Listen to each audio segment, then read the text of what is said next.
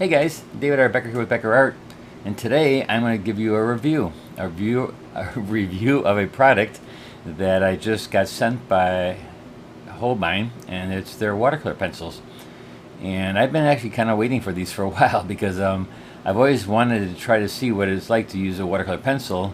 And since I get a lot of stuff from Holbein and try to test them and stuff, and so they sent me these to test them and see what they think. And they're on the market. I think they're just in the market, so you're gonna have to probably wait a couple weeks until they get on the shelves.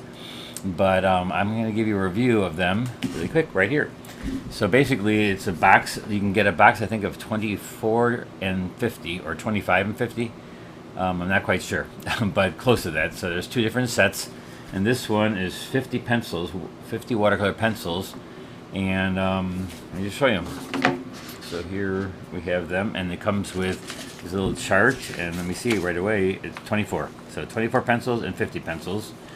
And the neat thing about these pencils is that they are the same name as the watercolor tubes that they sell, which is really cool because we were thinking about that. I was thinking, like, how do I know which color is what? And they have the same numbers as their co-partner of the watercolor tube. And so they have like Crimson Lake, Quinacridone Red, Rose Madder, Pyrrole Red, Quinacridone Scarlet. All those are colors in their tubes. So that's really neat that they use the pigment of the exact color that you're using in your watercolor set. And so let's try them. And so also you get this little chart right here, and you can take your pencils and rub in there, maybe put some water on there, and then just put them in there so you can see. They can make yourself a color chart basically, because I'm sure they can't make a watercolor chart like that with every one of the pencils. And so this will give you the exact color, you know, when you put it on this little 50 pencil little color chart here. So that's pretty cool. So we'll leave that aside right here. And so now I just used these, and I used a couple of the pencils in a new way in Easton, and I used them to draw my watercolor on. So basically I took a black pencil like this one right here, and I would start sketching with it. And so, like, if I'm sketching something, let's just, what should we sketch here? Let's just sketch an apple.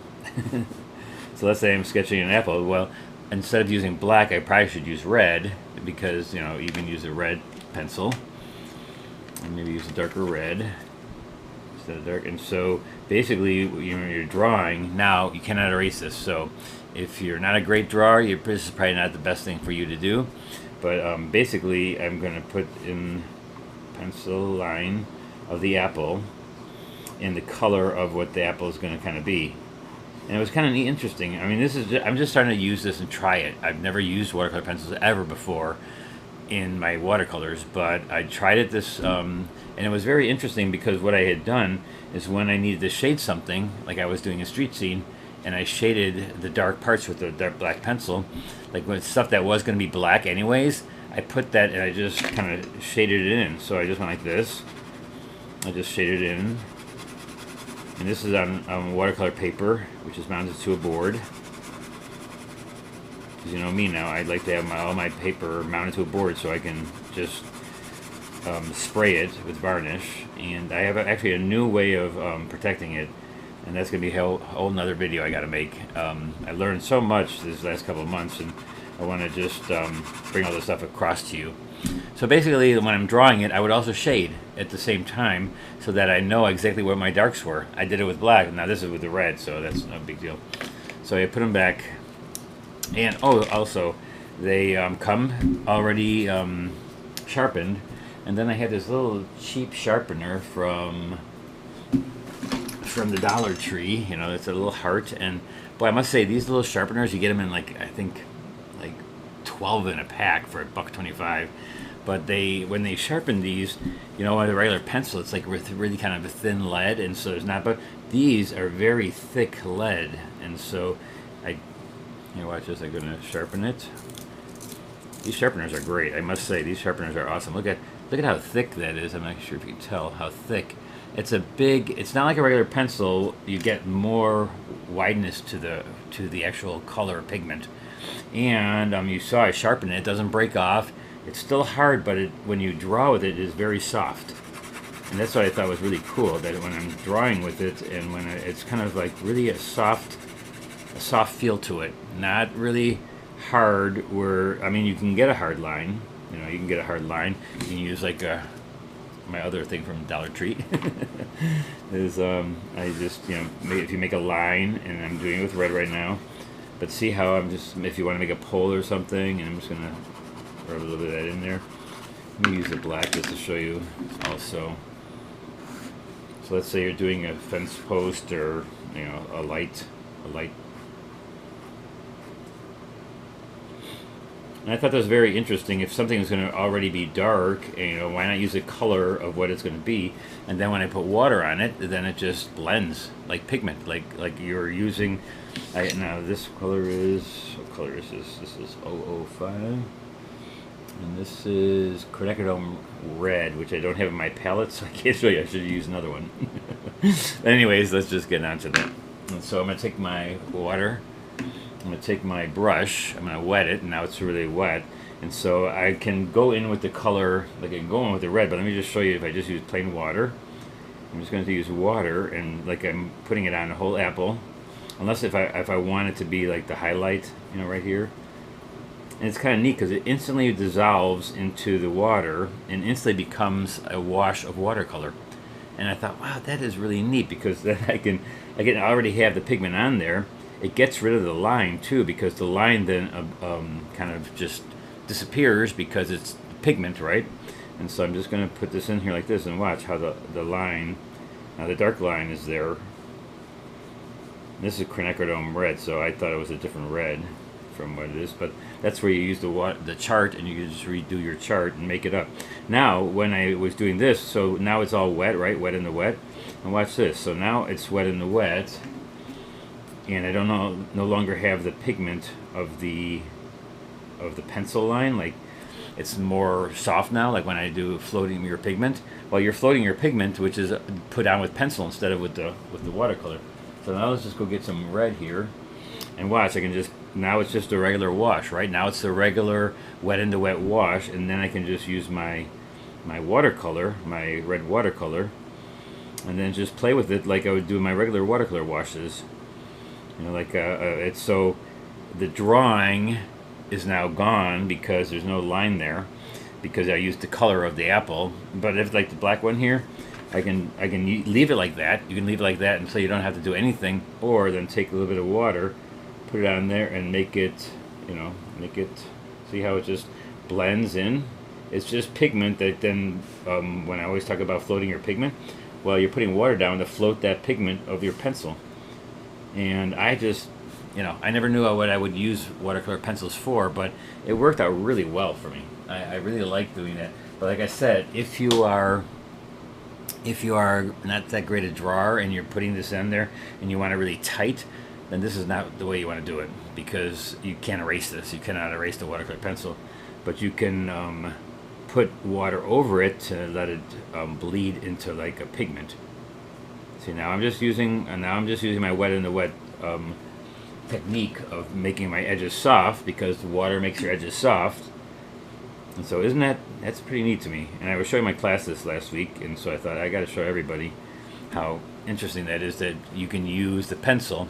And also, like when you do it now, I was going to go in there and see what happens if you're going to go with the water. And so you can also rub it into wetness too. See, I'm just rubbing it in there. Now, if you have soft paper, you're probably going to mark it because you have a thick pencil. But look at how it just kind of bleeds off. And you can get different kind of texture, or you can get kind of lines in there. So, you know, I'm not sure what these all can do yet, because I've not tried all the things that you can possibly do. But how cool is that you can, like, look at it, I can sharpen the edge a little bit, you know, and it's still wet. And so I can just get my really hard edge on there. Cool, right? And it's very soft thing, so it's not like it's scribing into the paper a lot. So let's rinse my brush, and let me show you this little thing right here. But see how then you don't see that it was done with a pencil, because it's like once you put the water on it, it just dissolves into pigment. And if you want a line, you can keep it. You know, you can, don't go over it a few times, or just do it once like this, and it'll stay there. But it's gonna pick up the pigment and then float it in the water. So all this teaching I've been doing for you to learn how to float your pigment, this is just another way of floating your pigment. It's a pencil pigment. And the pencil pigment is the same pigment probably they use, and they just put it into a pencil form, right? And so again, this is all pigment. This is all the same, and it's even got the same name to it. And so you can use the same color. So let's see if I have a ultramarine blue here, brilliant orange. Let's use brilliant. Oh, my brilliant orange is real dirty. So let me just see what we have here, so we can compare the colors. And so let's see, Prussian blue, ultramarine blue deep. That's what I have here. So let's take my ultramarine blue deep. And we'll put it right here. There's my ultramarine blue deep, and then I'm going to find it, which is number, hold on a second, 94. I should have done this before that, right, guys? 95, 94, here it is, ultramarine blue. So now, if I put this next to it, so there, I'm just rubbing it in. And so you're going to, depending on your paper, if it's really textured, you maybe even do that, you keep it that way with no water. You know, and what's the difference? I mean, it's a watercolor pigment. So you don't have to say that your watercolor is not a watercolor, because this is watercolor pencil. So, you know, people always think then because they're using a pencil that they have to name it as like a mixed media. Well, it's watercolor. And then when you put a little bit of, oops, let's rinse this out. Let's put some water on here. And look at that. Identical. Make it a little bit thicker up here. Now it's very, you know, this is a lot of pigment. This one was not as much pigment, but I bet you if I put on, but now it's wet, so I have to, you see it comes off of there. Wow, that's pretty cool. And like I said, I like to try different things, but, you know, look at the same color. And so that's pretty neat that they have very close to the same color. Well, it's, you know, it's put on differently, so it's going to look a little bit different, but the colors right here are very close, very, very close. Pretty cool, huh? And so I was also thinking, if I'm using my black paper, a lot of times when I use my black paper, I can now use the watercolor white pencil on the black paper. I have a sheet right here.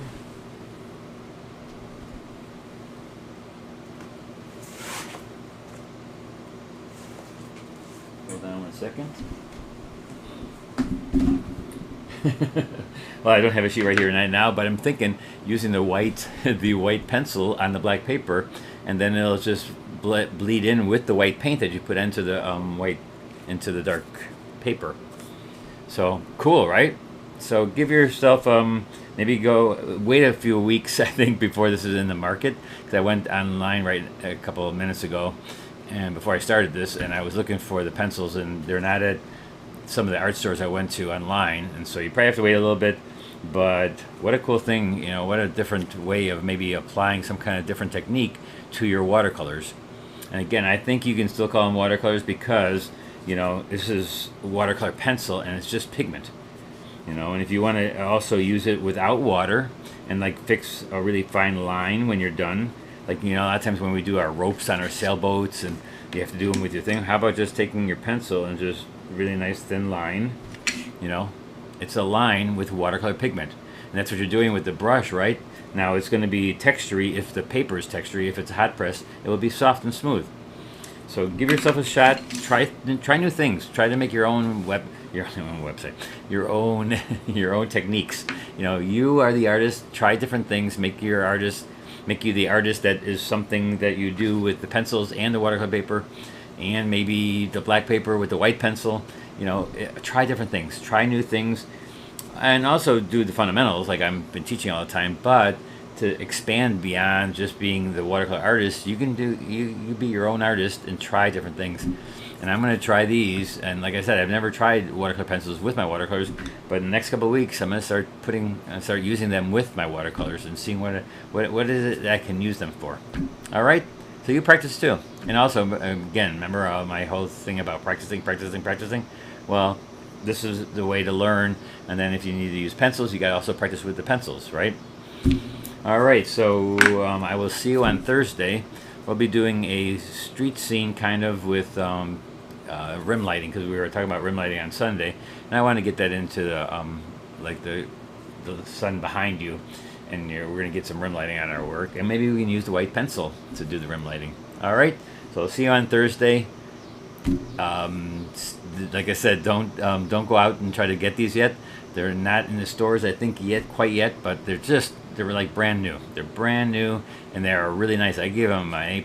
I mean, these are really nice pencils. I like the fact that they have them in the color that the tube is.